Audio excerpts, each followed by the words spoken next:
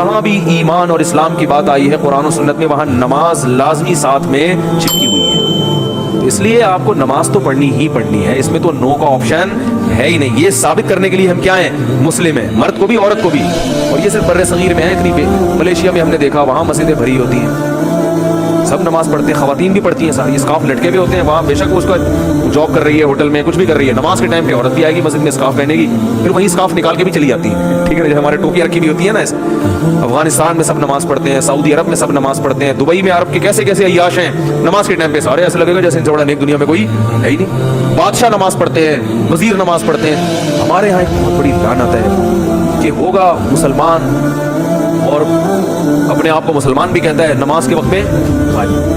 تو اس لیے امام احمد ابن حنبل جو بہت بڑے مجتہد ہیں, ان کا یہ فتویٰ ہے, ایک نماز بھی جو جان بوجھ کر چھوڑ دے گا اسلام سے خارج ہو جائے گا. اگرچہ جمہور کا یہ فتویٰ ہے کہ خارج نہیں ہوتا, کفر کے قریب ہو جاتا ہے, لیکن امام احمد بن حنبل کی کوئی کم حیثیت تو نہیں. سعودی عرب میں انہی کو فالو کیا جاتا ہے. شیخ بن باز, شیخ صالح العثیمین سعودیہ کے مفتی اعظم رہے ہیں, ان کا فتویٰ اب تک چلو یہی آ رہے ہیں کہ ایک آدمی اگر فجر کی نماز کے لیے الارم نہیں لگاتا, اس نے صبح 8 بجے آفس جانا ہے, رات کو سویا صبح 8 بجے کا الارم لگا کے, تو یعنی اس نے پکا ارادہ کیا ہوا ہے کہ میں نے فجر میں نہیں اٹھ رہا. ایک تو ہوتا ہے نا آنکھ کھلی نہیں, ارادہ تو تھا نہیں کھلی آنکھ, پکا ارادہ کیا ہوا. انہوں نے کہا یہ اسی وقت مرتد ہو جائے گا, کیونکہ اس نے پکا ارادہ کر لیا نماز کے قضا کرنے کا, پکا ارادہ. وہ یہاں تک ان کا فتویٰ ہے کہ مرتد ہو جائے گا. اس کو اگر توبہ نہیں کرتا اور توبہ کا اعلان نہیں کرتا باقاعدہ, تو اس کو مسلمانوں کے قبرستان میں دفن کرنا بھی جائز بولو نہیں ہے, اس کا نکاح بھی ٹوٹ گیا. اگرچہ جمہور اس کو نہیں مانتے, لیکن امام احمد بن حنبل کی بھی تو ایک بڑی ویلیو ہے, اور عبداللہ بن مسعود کی بھی کم ویلیو نہیں ہے. وہ فرماتے ہیں ہم نبی کے دور میں کسی بھی جرم کو یہ نہیں سمجھتے تھے کہ انسان کافر ہو جاتا ہے, نماز کو ہم یہ سمجھتے تھے کہ کوئی چھوڑ دے تو اسلام سے خارج ہوگا. تو اس لیے عرب میں شراب پینے والا بھی نماز پڑھتا ہے, کیونکہ مسلمان میں بہرحال کچھ بھی ہو اسلام کا نام اپنے آپ سے ہٹانا پسند نہیں کرتا. آج ہم نے دیکھا ہے مسجدوں کے ساتھ گھر ہے, نماز کے لیے نہیں آ رہے, اور سفر میں تو نمازیوں کو دیکھا ہے نمازیں چھوڑتے ہیں. ذرا آج کل پیپر ہے تو یہ چھوڑ دو نماز. بھائی پیپر میں نماز چھوڑنا کہاں سے جائز ہوگی؟ جاب میں باس کی طرف سے اجازت نہیں ہے, اجازت نہیں ہے آپ چھپ کے نماز پڑھیں, آپ کہیں کرسیوں کے پیچھے چھپ جائیں, کہیں بھی کریں. میں تو یہاں تک میں نے لوگوں کو مشورہ دیا, بعض جو غیر مسلم کنٹریز میں لوگ وہ کر رہے ہیں نا, جاب کر رہے ہیں باس کی طرف سے, بعض جگہوں میں ورنہ وہاں پرمیشن ہوتی ہے, اجازت نہیں ہے. تو میں ان سے کہتا ہوں بھائی کہیں بھی چھپ کے چلے جاؤ, کچھ بھی کرو, اگر نہیں پرمیشن ملتی چھپ کے بھی نہیں پڑھ سکتے تو جاب چھوڑ دو بس. جاب کیا کرو, چھوڑ دو جاب. نہیں پھر جاب جائز نہیں آپ کے لیے, فرض نماز تو پڑھنی پڑے گی, آپ جاب ہی نہیں کر سکتے. آپ کہیں بھی جاؤ, کہتے کہاں جا کے, میں بھائی واش روم میں پڑھ لو, واش روم میں پڑھ لو. واش روم کا مطلب یہ نہیں کہ وہ فلش کے اوپر, وہ تو جگہ کا پاک ہونا ضروری ہے نا. انتہائی آخری درجہ یہ ہے کوئی مصلی رکھو اپنے ساتھ تاکہ جگہ پاک ہو. یہ ایسا نہیں کہ واش روم میں نماز پڑھنا شروع کر دیں, حرام ہے, ناجائز ہے واش روم میں نماز پڑھنا. لیکن اگر کوئی صورت نہیں بنتی, کچھ بھی نہیں ہے, جائے نماز لے جاؤ بھائی چھپ کے, جہاں نہاتے ہیں نا جس جگہ پہ, اس جگہ مصلی بچھا کے نماز پڑھ لو. ٹرینوں میں نماز نہیں چھوڑ سکتے آپ. میں تو کوئی زیادہ نیک آدمی نہیں ہوں, لیکن ایک دو واقعات میں لوگوں کو صرف موٹیویٹ کرنے کے لیے. ایک دفعہ ہم بھاولپور سے چڑھے ٹرین میں, جب میں ٹرین میں چڑھا ہوں بھاولپور سے, تو فجر کی نماز کا ٹائم ہو رہا تھا, اور رش اتنا تھا, حاجیوں کی اس وقت فلائٹیں بہت جاری تھی, کراچی سے ہی جاتی تھی, ملتان میں ایئرپورٹ نہیں بنا تھا اس وقت. تو اتنا رش تھا کہ جیسے ہی ہم ٹرین میں چڑھے ہیں تو اب پتہ چل گیا کہ بس ایسے بالکل سیدھے, جگہ ہی نہیں, رش اتنا زیادہ.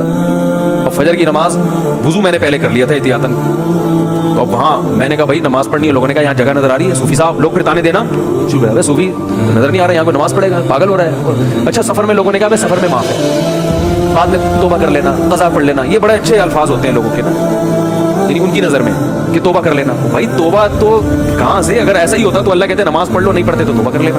پڑھنی ہے, قصا نہیں کرنی ہے. ان الصلاۃ کانت علی المؤمنین کتابا موقوتا. اگر نماز چھوڑنے کی میرے بھائی کہیں گنجائش ہوتی تو میدان جنگ میں لڑتے ہوئے جب گولوں کی گھن گرج اور تلواروں کی چمک ہو, اس میں اللہ اجازت دے دے گا قضا کر لو.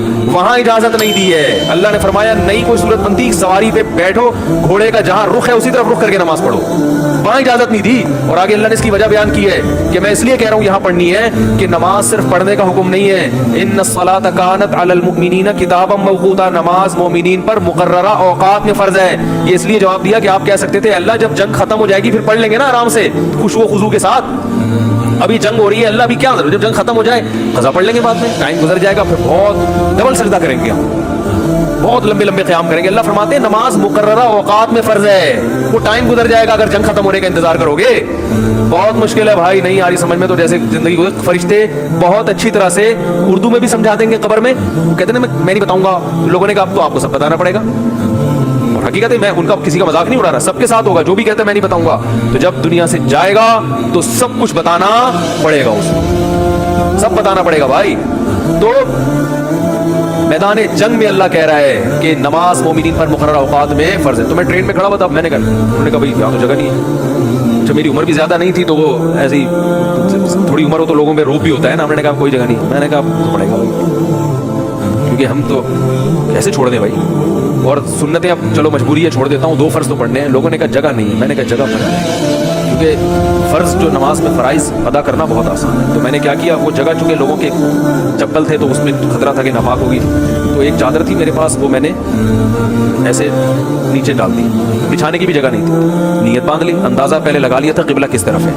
नहीं तो आप आजकल तो मोबाइल पर ऐसी ऐप्स आ रही हैं, उससे फ़ौरन पता चल जाता है क़िबला किस तरफ है। अंदाज़ा था मुझे, रुक किया हमने। अब यूँ करने में तो कोई नहीं रुकावट डालता ना, यूँ करो, नीयत बांध लो भाई। अगर हाथ उठाने की भी जगह नहीं है तो हाथ ना उठाओ, ये रफ़ुल यदैन तो कोई वाजिब नहीं है। अल्लाहु अकबर कह लो और नियत बांध लो। हाथ बांधने की जगह नहीं, हाथ छोड़ के खड़े हो जाओ भाई। सूरह फातिहा पढ़ी, सूरत मिलाई। रुकू में जब आप उसे रुकू करेंगे तो मैं सोचता था W11 कितनी भी भरी हुई हो, कंडक्टर जब एक दरवाजे से चढ़ के दूसरे दरवाजे पे किराया लेके निकल सकता है, तो हम इतने रश में सिर्फ एक रुकू की जगह हमें क्यों नहीं बन सकती। तो रुकू हमने किया, झुकना है ना रुकू में, झुक जाओ, लोग खुद बहुत साइड पे हो जाते हैं भाई। उसके बाद आप जब सजदा करो तो सजदा नाम है, वैसे तो प्रॉपर सजदा करना चाहिए, जगह नहीं है तो भाई माथा किसी तरह जमीन पे टिकाना है, माथा जमीन पे टिका दिया जाके।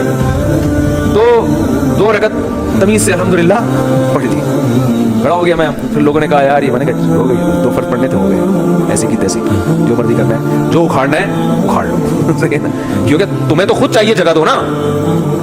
और बाज़ दफ़ा लोगों को शर्म आ रही होती है, हम सबके सामने नमाज पढ़ेंगे, लोगों ने बहुत बड़ा सूफी है।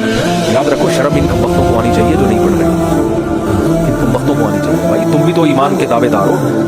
अगर तुम ये कहते हो कि हम इस्लाम को नहीं मानते तो फिर पूरा इस्लाम से रिश्ता खत्म हो। फिर आप वसीयत में लिखो कि मुझे ईसाइयों के कब्रिस्तान में दफन करना है, मुझे हिंदुओं के मेरी चिता को आग लगाई जाए ठीक है ना, ये लिख के जाओ। जो नमाज नहीं पढ़ता लिखे कि भाई मैं चूंकि नमाज नहीं पढ़ता और मैं मानता भाई ये टाइम वेस्टिंग है और ये क्या मौलवी ने नमाज रखा हुआ है, तो लिखो कि मेरी चिता को, एक हिंदू अभी मुसलमान हुआ है, तो मैंने वो मुझे कह रहे थे कि मैं लाइव सबके सामने कलमा पढ़ूंगा ना, तो मैंने कहा चलो हमारे बयान में आपको लाइव हम ले लेंगे। बयान सुनते थे, अल्लाह का शुक्र है वहाँ इंडिया में हूँ तो ईमान की तौफीक मिली। तो हिंदू होने के बावजूद मेरे बयान बड़े शौक से सुन रहे थे, कह रहे हैं सुनते सुनते मेरा दिल किया कि मैं मुसलमान हो जाऊँ, अल्लाह ताला कायम रखे। तो मैंने कहा लोगों को मोटिवेशन मिलेगी, तो उन्होंने कहा मैं सबके सामने। फिर मुझे ख्याल आया भाई इतवार में तो टाइम अभी है, ज़िंदगी का कोई भरोसा नहीं है। मैंने कहा अगर आप उससे पहले मर गए, मैंने कहा बात तो ठीक है। मैंने कहा फिर फ़ोन पे ही कलमा पढ़ो। तो उन्होंने कलमा तो पढ़ लिया माशाल्लाह, मुसलमान हो गए, बयान भी सुन रहे हैं। लेकिन उन्होंने कहा मेरे लिए सबसे बड़ी आजमाइश ये है कि हिंदुओं में जब माँ का इंतकाल होता है तो बड़ा भाई है जो चिता को सबसे पहले आग लगाता है। मैं सबसे बड़ा हूँ और मेरी माँ की तबीयत बहुत ख़राब है, बज़ाहिर ऐसा ही लगता है कि वो दुनिया से जाने वाली। मैंने तो उनको समझाया अपनी माँ को मुसलमान कर लो, कह रहे वो नहीं होगी, वो नहीं होती। कहने का मेरे लिए मसला ये है कि उनके इंतकाल के बाद चिता को आग सबसे पहले मेरी जिम्मे नहीं लगाई तो पूरा ख़ानदान खड़ा हो जाएगा। अब उनका केस चल रहा है, मैंने उनको मौलाना कलीम सिद्दीकी साहब का नंबर दिया हिंदुस्तान में, उनसे रब्ता करें, वो आपकी मदद करेंगे। तो हिंदू तो चिता को आग लगाते हैं भाई जो नमाज नहीं पढ़ते। तो आप भी अगर नहीं मानते नमाज को, जो ज़्यादातर ये फवाद चौधरी माजरत के साथ इस तरह के लोग बार बार उलमा को बुरा कह रहे होते हैं ना, इनको आप वसीयत लिखो कि मेरे मरने के बाद कोई मौलवी मेरी जनाजे के करीब नहीं आएगा, मेरी नमाज जनाजा कोई मौलवी नहीं पढ़ाएगा। तो ये सब फिर मौलवी से अगर आपने दस्तबरदारी का ऐलान करना है तो फिर पूरा मौलवी लेस हो जाओ आप, सही है ना।